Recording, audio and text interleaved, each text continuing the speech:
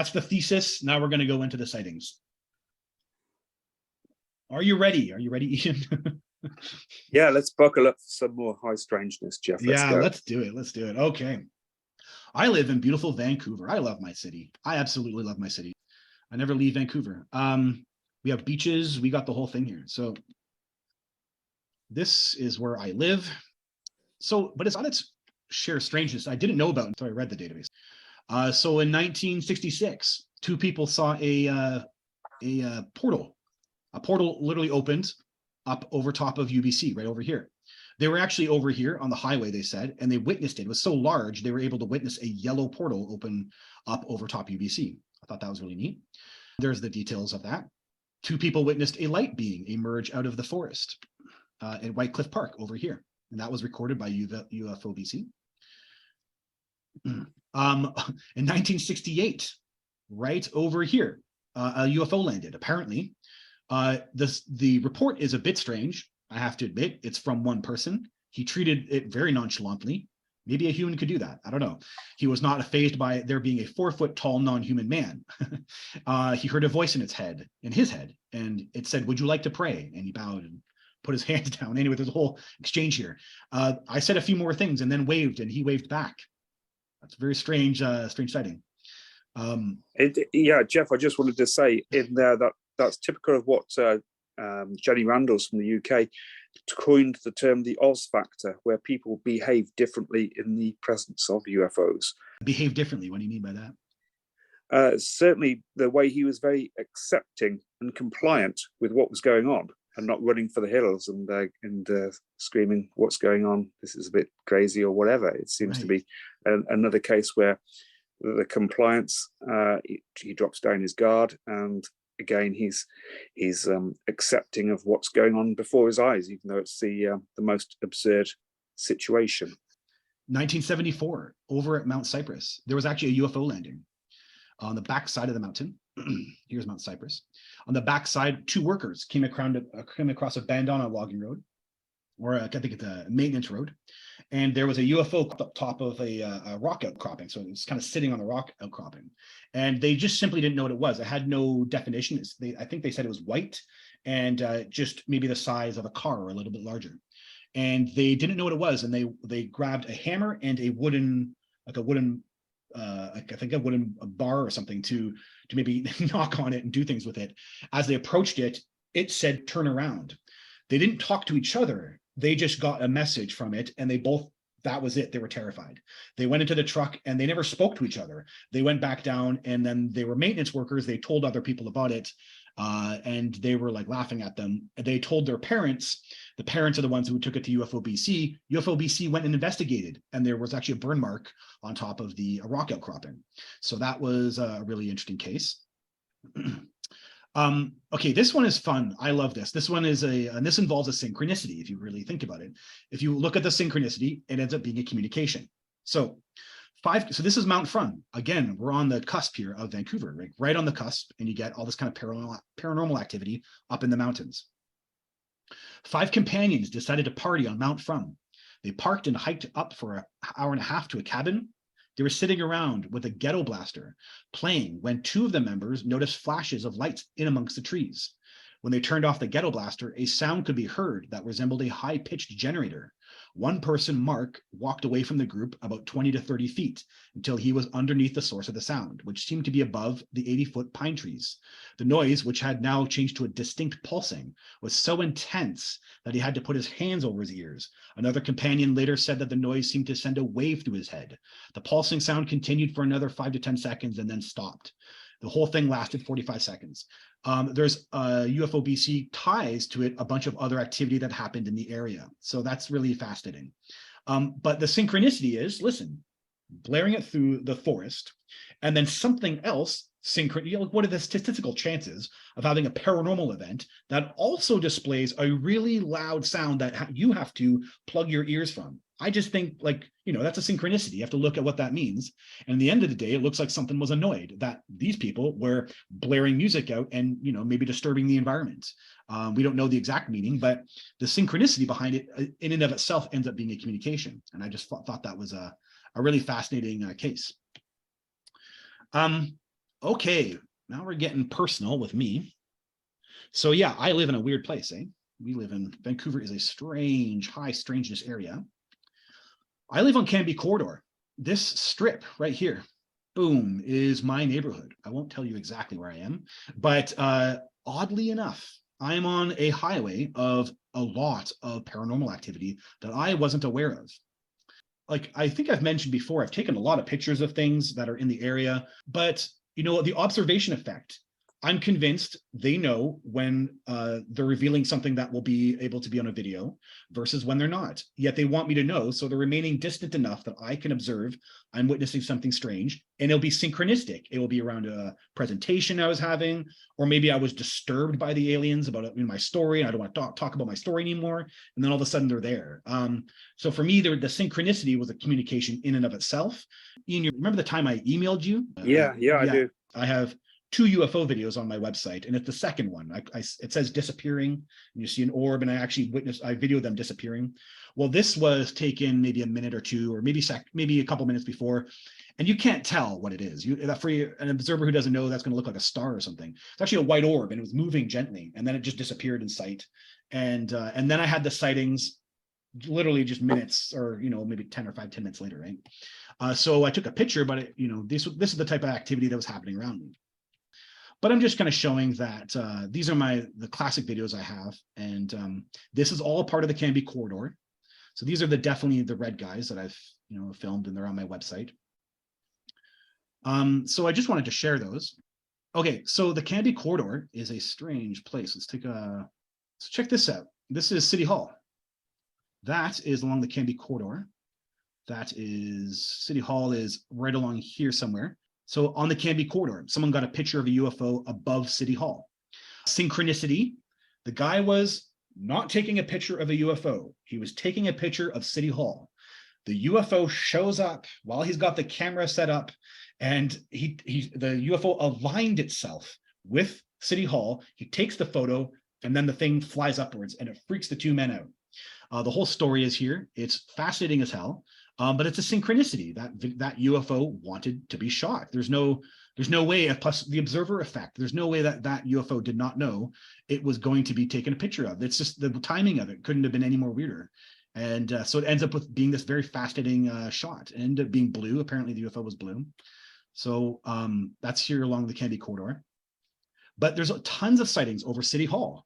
City Hall, we had one in 96, City Hall, orange wobbling UFO. Queen Elizabeth Park is just up the street along, there's QE Park. This is Cambie right here. These are all the sightings along the Cambie Corridor. This is all in the neighborhood. Everything just, a block or two away outside, and people are observing. I live in an area that is high traffic for UFO. I had no idea. Well, here's the thing, Jeff, I just wanted to say, for many years, probably going back to 1956 with Amy Michelle, he did the UFOs and the Straight Line Mystery, followed up by Major Donald Kehoe and John Keel as to these sort of tracks and, let's say, trajectories that were being plotted. And that was later covered by other people who had looked at the Harmonic 33, Bruce Cathy from Right. and so the UFOs in a straight line, it's no coincidence really to me to see that you've uncovered the evidence that this is like a UFO highway in this area. And hey presto, there's City Hall along that route. Is this route based on some sort of ancient ley line or some energy path that is then being used by UFOs? Interesting, man. Interesting. Yeah. Just throw that in there. Yeah. Well, what's fascinating about the hill? So it actually crests. There's actually a ridge right here, but it might be something to do too with it being north-south. Right? It's a north-south road actually. So yeah, I'm not really clear. It's fascinating as hell though. And you're totally right. Like there's something kind of going on in the area. Also, by the way, to connect paranormal, ghost activity on the corner of Cambie and King Edward Road, the house is known to be haunted. It's kind of a famous, well-known haunted house in Vancouver. It's actually been destroyed now, unfortunately. So who knows what happens to the ghost there? But right along the pathway, very strange indeed. This interesting, Jeff. Yeah. It was at a crossroads on a corner, and I've come across that in my own investigations myself. It's two major roads in that way. Actually, you're right on the bang on the corner. Cambie and K neighbourhood is a kind of a second what do they call it when it's not a highway? It's an artery. It's it's arteries of Vancouver. You got it right on the corner. Yeah. Yeah. And that rings a bell with me with a case in Mexico that I dealt with, where the house, the occupants of the house on a corner where it was fed into a main artery of the city. Also, there was this is quite near the volcano Popocatépetl. There was a kind of like a tributary of water that was flowing down it. But they had all manner of UFO activity, as well as ghost activity, cryptid activity, and all this going on in this one corner, right on the corner where these roads met. Interesting stuff, man. Okay, so that video, Ian, so the second video with which I see the UFOs disappearing, the one with that emailed you, 8 days before. Let's take a look. Here's back up. 8 days before that. So I'm over here. This is my neighborhood. 8 days before, someone sees an orange orb, very similar, and they're living over here, Main and Marine. And so that's what this is. Main and Marine, orange spherical object, 8 days before my own second sighting, filmed October 1st, 2020. This is 23rd of September. Main and Marine Drive, bright orange lights. It was silent from what I could tell, and the orange was smooth and not really flashing. It was definitely circular and large, almost the size of a full moon. Very fascinating, man. This is Mystery and Marple. Okay. Okay, this one is on 70th. So right over here. This is 70th road right here. And so right on 70th, you have a very wacky story. So Rod, his name is Rod, comes home, 2 a.m., no drugs, only had 4 drinks. He passed out on the couch. His brother packed him off to bed and to lay him down, still fully clothed, with his boots and everything on. So he basically lies down in bed. 1 hour later, Rod has rudely been awakened by a light going on and a man standing beside him, shaking the cobwebs out of his head. He asked the guy, "What are you doing in my apartment?" In which the other guy says, "What are you doing in my apartment?" It was then to Rod's utter amazement that he realized he was standing in his basketball shorts in the middle of someone else's living room. Understandably, everyone was disturbed. After being asked to leave, he found himself in the apartment hall directly in front of his own entrance. So he turned the knob and he realized the door was locked. And so he's only in his shorts, he has no keys. So he's pounding on the door. His brother basically opens the door and everyone's shocked. Like, how the hell did you get outside? And why are you in that other guy's house? I just put you in your bed. And everyone's kind of freaking out. No one understands what's going on. Upon entrance, Rod immediately went to the living room to find his house keys, where he left them on the coffee table.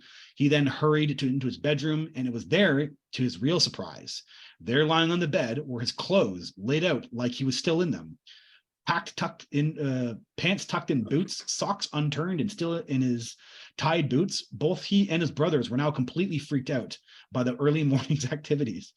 It now appears Rod, in his own description, was sucked out of his boots and clothes, left in his shorts, taken through 2 locked doors, and placed in another apartment without waking up. Quite a feat indeed. Rod. Yeah. It's an interesting note on that one, that he had his modesty protected by leaving his boxer shorts on. Yeah. But otherwise, yes, right. Yeah, there's some modesty, right? There's some so we don't want to totally embarrass him. That's a good point. That's a good point. Look, the socks are still in the boots. That's insane. I love this story. And everyone, the ufobc, right? They go and investigate, and everyone, there's witnesses, and everyone, this is their story, and they all stick to it, right? And they're all bewildered and puzzled. And Rod is freaked out. He doesn't know what the hell happened, and he thinks that maybe this was alien abduction, but he doesn't appear to, be an abductee. He doesn't really have all the rest of the marks throughout the other portions of his life. So Rod asked, had I ever heard of anything like this? And I told him, indeed, it is one of the stranger ones I had personally been told about, but that on a grander scale, this kind of strangeness is not unheard of. Poor guy, right? In John Carpenter's paper, Alien Humor, he writes of mistakes by our friendly visitors that pop up from time to time. Clothes on backwards, inside out, and in other cases, the wrong clothes period have shown up on innocent sleepers while awakened. In a hurry, or just showing that, hey, everybody else makes mistakes. It is anybody's guess what is going on. And my whole thing is, I always say, these are deliberate things by the aliens themselves. That is, if it's an abduction, by the way. I don't know that. But if it is, my whole thing is that this is done on purpose. And they're paranormal, meaning they would come back in an ethereal form and watch what you do with that information. And they might be the ones also telling you in a ton of telepathy, like, go tell someone. They want to see what you do with that information and how it kind of percolates and sifts through the human where databases it might go into and that kind of stuff. So I'm totally convinced that those are deliberate by the aliens, and it would make sense if they were a paranormal species. There's no way that these would be accidents.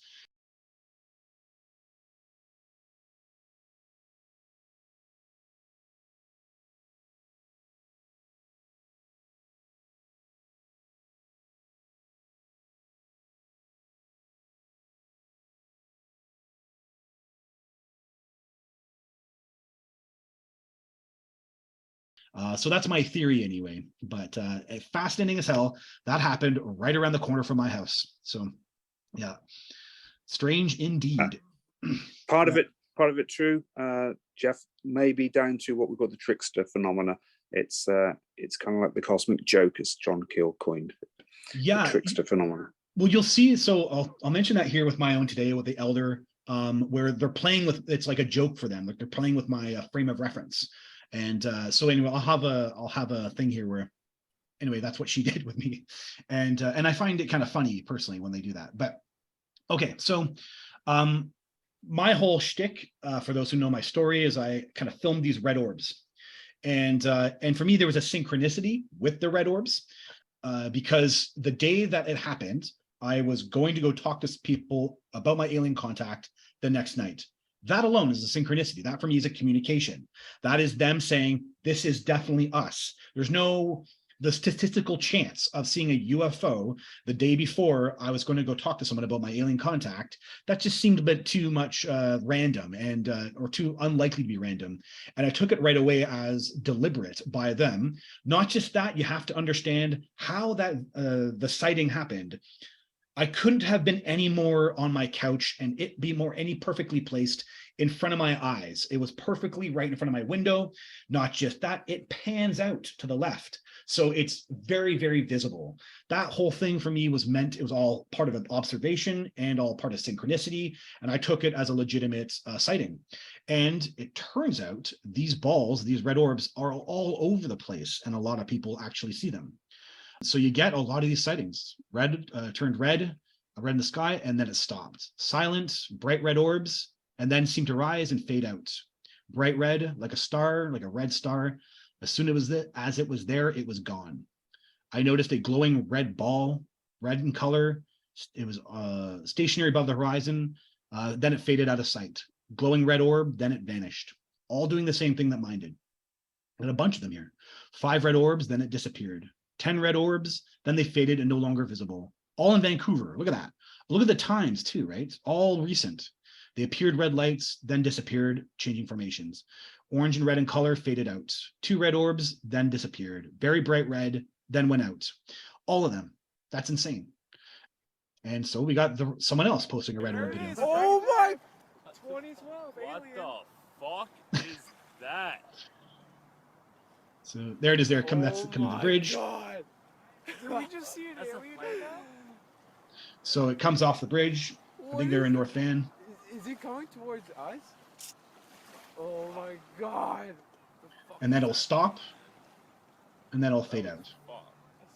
And what year was this, Jeff? This was This filmed? sighting? This one here? Yeah. Yeah. 2012. Yeah. Alright, so it just stopped. Yeah, it stopped. There you go. It just stops. And then it just disappears. It just takes off. Yeah. Look at that. You can see it disappear. Yeah. Yeah, where's the second one? Yeah. So interesting stuff, man. These guys are all over the place. Okay, so for me, these are great aliens. And my whole thing is, look at how docile they are. They're like, it's actually quite beautiful when you think about some of these things, the way they kind of so slowly, gently move, creating weird formations, being gentle in the sky. These are gray aliens for me. And I can't say that all red orbs are gray aliens, because there are some cases where we have a red color and it turns off and then like a humanoid will come out. So all red orbs can't be gray aliens, but These ones are acting all kind of similar. For me, these are all the same things, and they're all gray aliens, and they're who, I don't know what they're doing. They're expressing themselves, or they're having fun, or who knows. I don't know what this stuff is, but fascinating though nonetheless. Jeff, Oh. I have a comment, if I may. Hey Troy, yeah, what's that? I think it's quite accurate that they might be testing us. I feel they might be testing us just by showing up in these very gentle ways, very silent, and then disappear. Probably testing our reaction to their sightings and see if we're even ready to react positively or neutrally, or in what way. Awesome, man. I totally, yeah, bang on, especially, again, I come back to the paranormal. Yeah. And then they would be able to observe that, not in their physical bodies, coming back and looking at how we observe it. And then also what do you do with that information? Where does it go? Yeah, I think you're right. I think that there's, and yeah, bang on, man. I like it. I like it a lot. Okay. So for those who have been watching my story, this was done in a Q&A. So here I am out with my wife down the Spit over at Iona Beach. What I'm talking about is over here. So Iona has a spit. This is a park. This is a public park, and it's for the public. You can walk out there. It's 5 kilometers. We were somewhere in the middle. So that's where the story takes place. And we're walking down the Spit. You know what? For those who don't know, here in Vancouver, we have a Spit, and it goes out. It's underneath the. It's in the Georgia Strait, but the planes will fly over this. This is the airport right here. Spit. So me and my wife are coming back, going onto the mainland, walking down the Spit, and a plane flies over us. And here I am thinking about this stuff, about the aliens. I could feel something was in the sky, even right there. And I could feel this presence. And then this plane goes over us. Well, then I hear the plane and it leaves. Then this distortion occurs in the sky, and it goes. So the plane goes, I'll make these noises. Sorry for the noise making. Makes a big noise. And then all of a sudden it leaves. And then I hear, and it sounds like a tornado whipped up. And all of a sudden I can hear the plane again. There was no plane in the sky. And it sounded like someone had bent and distorted space. So I could hear the sound that had just occurred was occurring again. And yet it was distorted by this wind. And it was some kind of gravity effect or something. I couldn't even figure it out. It was like, and it was louder than it had ever been before. I got my wife. I said, "Doc, what's going on, Doc?" And I get her and I grab her and hold her down. And she's like, "What is going on?" And I'm like, "Did you hear that? That's insane. What's that noise?" I'm looking up, and she's like, "What noise?" I'm like, "You didn't just hear that?" And at first I thought it was her. Right? It was like, oh my God, she's so unperceptive. Like, how could she not hear that? You didn't hear the plane and then hear the plane later and there was no plane in the sky? And she's like, no. And I'm like, you didn't hear the plane that was louder and making this wind noise, whipping around? No, I didn't hear that. And then I learned at a CE5 that people can be side by side. One person can see something and the other person cannot. And then I realized that. Okay, that's the bottom line with that. So Jeff Selver isn't crazy. So in 2018 at Sea Island, in the exact same spot, my older brother, 63, and I, 48, were walking back from the end of the outpipe at Iona Park, Friday, November 9th, from 2 p.m. at about the 2 kilometer mark. The guy's in the exact same spot. Walking towards the road, we both heard a motorized sound flying toward us from behind. We both said, "Plane coming again," but the noise was quite lower. For me, I said louder. And as it was just above us, we both looked up and behind. We saw nothing, but now the energy flow was evident. Not a wind or something, but definitely hear a whooshing sound, whooshing, wailing sound that hovers above us. That's what happened to me. Definitely rotating clockwise for 2 to 3 minutes. I was looking, concentrating on seeing something that obviously sounds like it was fairly large, rotating, hovering 20 feet above us. No gusts. That's what happened to me. There was I didn't feel any wind, no nothing. No gust, no temperature change, no ripples in the air, but an energy definitely from above. Then it left. We could hear it leave straight in front of us. You could hear it still 500 meters away. We were in awe. Okay, so I've been wanting to say that for a long time. I'm not crazy. You think you're crazy. You sound, you're aware all the stuff coming out of your mouth sounds totally insane. But like this happened and this is happening to me. And also, so the synchronicity, that day it happened to me, I was the one feeling them.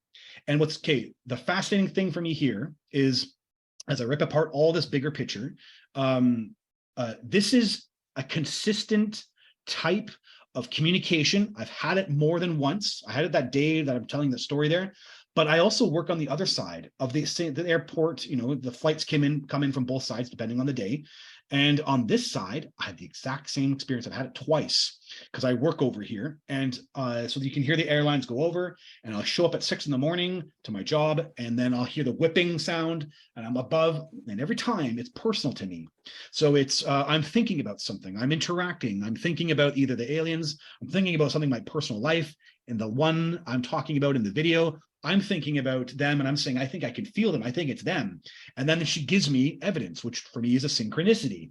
Okay, so what's weird here is that they're consistently, as a paranormal entity, showing themselves exactly the same way to different people in the same spot.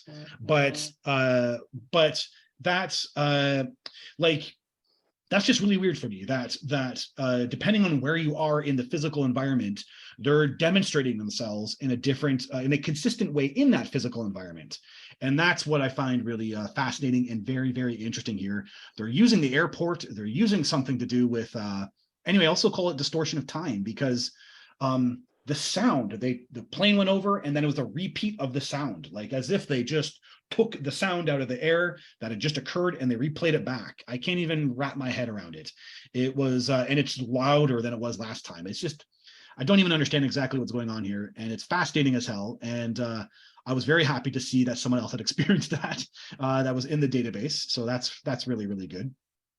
So I've been wanting to do that one for a long time, to mention that.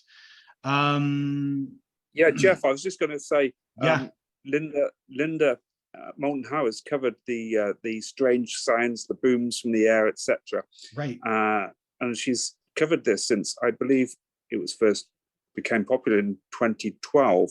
But it seems to be, for a lot of the witnesses, they seem to be very targeted, focused. It seems to be a focused noise. So we can have people in one room who hear the noise, and an incredible noise, crashing noise, loud boom or whatever. They run out into the other room and they say, "What was that?" And the family say, "What are you talking about?" And this is again the focused sound that some people can hear but others can't. Oh, fascinating. Well, that's great. It's great because I've experienced it personally, and then was the butt end of someone else not hearing it, and you sound like a total nut job. But not just that, but fascinating, eh? Consciousness to consciousness. Again, the individuation. Interesting stuff here. So tied to this, there's actually a really fascinating and well-documented sighting on the ufobc site around the actual airport. So 4 workers witnessed a UFO. This is the details. A ground crew worker witnessed a metallic, highly reflective ball-bearing shaped object. The worker noticed the air traffic on the busy runway stopped during the sighting and resumed sometime afterwards. So it was over here. All that detail is actually in the report, and it landed over here. And then the next day, there were workers out there. Chevy Safari vans with tinted windows, 3 YVR trucks, and and people in suits were walking out in the area. So that's really fascinating. Yeah, this is it here. So it's actually really detailed. The UFOBC investigated it, and they went and tried to call the control tower, and no one would confirm the event actually happened. So yeah, fascinating totally though. So definitely UFO activity occurs out in the Iona area there. So my gray alien communicates to me through paranormal activity, which is why I'm so heavily focused today on the paranormal. I spoke on my book launch on 2021, the video was The Rising, the Alien Plan to Build an Enlightened City on Planet Earth. It was my book launch video. And I wrote there, the elder came to me in paranormal form using angel hair twice. So I've never talked about this too much. Again, I'm dealing at this point, I'm comfortable with them, and that whole belief system had raised. I knew that these orbs were them, and I said, okay, this is you. I actually was very specific. I'm having this alien contact. I'm seeing orbs, it's you, and I know it's you. And then they would do things to confirm that. So I'm raising my belief level, and then all of a sudden it gets more intense. The paranormal activity in my life got intense, And there's nothing to do. It's personal to consciousness to consciousness. She doesn't want to be filmed. It's not evidence for her. They don't want that. They don't want that that ego drive, if you will, to show, hey, look, everybody, I got cool videos of a ghost on my on my YouTube channel. They don't want that. They don't want the you know, they don't want to be used, almost, is what it's like. And so it becomes personal consciousness to consciousness. So the angel hair stuff was all personal. So for example, I'm sitting on my couch, and then I'm thinking about them, and all of a sudden, blah, this stuff flies by my window.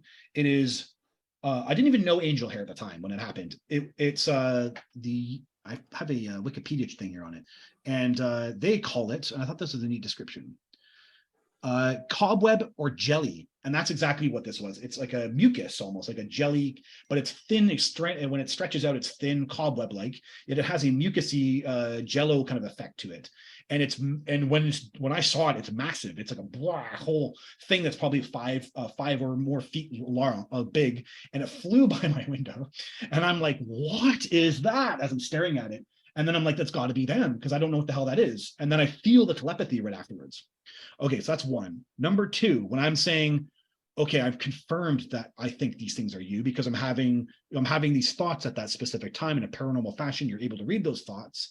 So one day I'm sitting on the back edge of my building, and I'm saying, I actually said to her, I love when you show yourself to me, because I think that's so fun.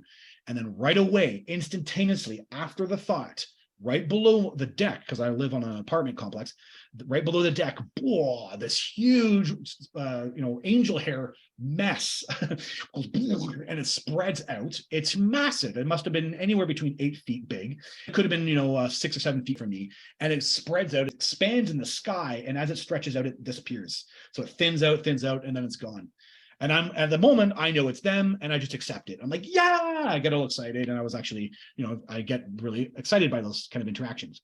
And so what's fascinating to me is that in the UFO lore, angel hair seems to be consistent with, people think it's with UFO sightings. But the actual reports in the ufobc had nothing to do with UFO sightings. They were just paranormal events. And that's what it is for me. They're just paranormal events. And for me, I think the aliens are in this other, astral world, wherever they are, and they're able to manipulate very easily, or create, if you will, angel hair. And I've seen her be angel hair in my apartment as well, floating angel hair. And that's what you got here. Someone has a report, went out to paddleboarding with a friend and saw a strange cobweb-like substance. It was covering the paddle, sticking to my hands, and it was floating in the air in strange formations that were almost stiff, floating everywhere. And so he even says he looked back 300 meters in every direction. It was hard to paddle without it getting stuck all over me. So here's this a stretchy cotton-like stuff, balled up and rubbed when he was in his fingers. Fascinating as hell. And then we get another one here too. We noticed that the air was filled with long strings of something white drifting down from the sky. We tried to catch them, but there was nothing there. And that's what happened to me. In one case, it happened in my house, and then I couldn't, it was stuck to me, and as I pulled away, it disappeared, and then I couldn't, it was attached to a lamp, and the lamp was, all of a sudden, there was no spider web on the lamp, and it was just gone. And so in both cases, those are communications, and I'm experiencing telepathy either afterwards, or she's confirming something that I'm thinking in a paranormal fashion. Ian, when it comes to angel hair, so the theory goes that this stuff happens with UFO crafts. The people, as if a UFO craft lands and then there's angel hair. But here I am saying that it's kind of, for me, I don't know that. I associate it with the paranormal. So what's your take on that? Have you heard of this, like kind of it being more paranormal versus being associated with a physical object? Here's the thing. It's also very much associated in folklore, and also with the, let's say, visions of the Virgin Mary. That has also been reported, that this mysterious angel hair material has been found in those visitation events as well. So I know it was popularized when I first started reading a lot of those early, let's say, 1960s pulp paperback books that I used to buy from the United States. It was featured in a lot of those early sightings. And I think, again, we're looking at, let's say, the folkloric aspect of the paranormal. But there is a UFO. I was just online at the moment looking through a UFO contactee, an abductee who contacted me about 6 or 7 years ago.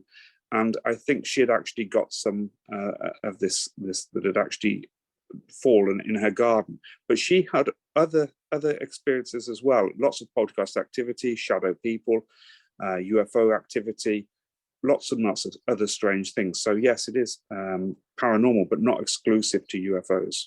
Right.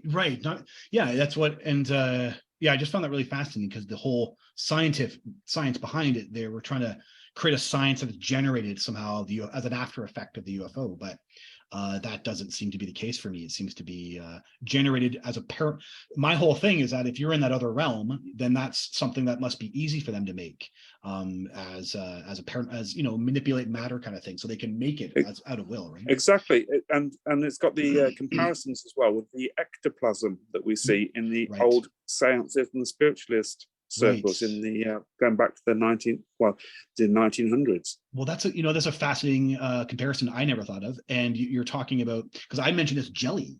That's what it's got a jelly fluid type substance, and then when it can string out. So that would be very plasma, actually. A very interesting connection, man. Thank you. That's a very neat one. Yeah. Okay, so again, talking about observation, 2017 in Vancouver, I looked up towards the northeast sky and saw what I thought was a bright planet or star, except it was moving diagonally downwards and to the south. I then thought it must be a bright satellite or maybe the International Space Station. Then the object just stopped. It moved up and down and side to side slightly. Okay, the only thing I'm just trying to say here about my fascination with this one is, so it's the jokes, you're right, the kind of comedy that the elder plays with me. And she's playing with my perception, and I just find this stuff hilarious. Okay, I'm consistently seeing them. It's at a period where I'm seeing them pretty rapidly, pretty consistently.